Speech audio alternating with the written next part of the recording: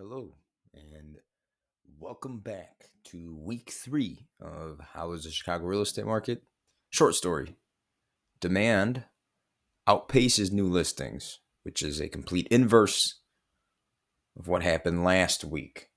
So the plot thickens. As always, we're going to start off with new listings. So let's do that. So new listings at this point communicates supply, right? The bold line is this year, dotted line is last year. Looking at last week's perspective, we were looking at an upward trajectory. However, now we can see with more data, with more insight, that we're kind of just mirroring, we're kind of a week behind of what last year was doing, which is kind of interesting. So it's like the same stuff. Whether that provides some level of consistency, I don't think it's anything to really bet on as far as like foreshadowing. You just never know what's going to happen.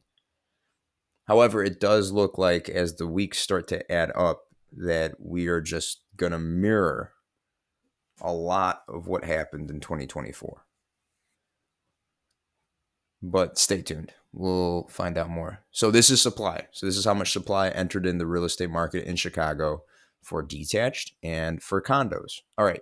So now that's the supply. How about demand? Demand has picked up, which is rather fascinating because that means, and we're also crossing over what this time last year was demanding, which could suggest that it's going to eat up even more inventory as buyers are clamoring for people want to buy houses. And so that demand is showing a good strength for the Chicago real estate market.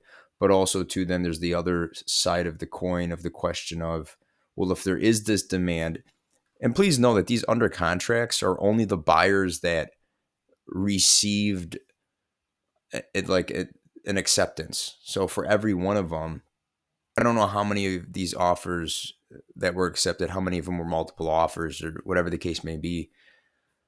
But we can imagine that a good portion of them, and let's be more on the conservative side for this, let's say 20% of all of these under contract. And I would think it would be way more than that.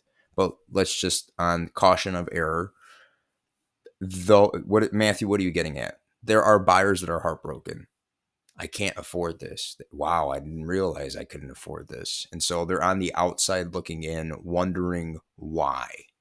And if you're a buyer who's listening in, welcome. This is glad you're here. But also, too, to kind of help you understand and get a grasp for it, it's nothing you did wrong. It's not anything.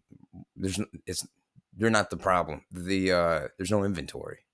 If you were able to put the same offer in, and a lot of things would be different, but if you were able to get in a time machine and go back here, probably would be able to find a house, and it wouldn't have felt as competitive as it does now. Okay, let's take a look at a couple more. Inventory of homes for sale. When I look at this chart, I just kind of look at the distance between these two lines. At some point, this bold line crossing over the dotted line could be signs of, I don't have a better word to use, healing. It's really additional that inventory is entering the market at a higher rate than it is exiting. I mean, there's a couple of ways that could happen. You could either push buyers more and more to the sideline, aka increase affordability, which would make it more difficult to make it harder to afford a house, so people can't buy things, and or introduce new inventory at a rate that you really haven't seen in years. And that gets into the whole new construction conversation, which I think is just a whole nother video in itself. So if you're interested, let me know. All right. Take a look at a couple more here.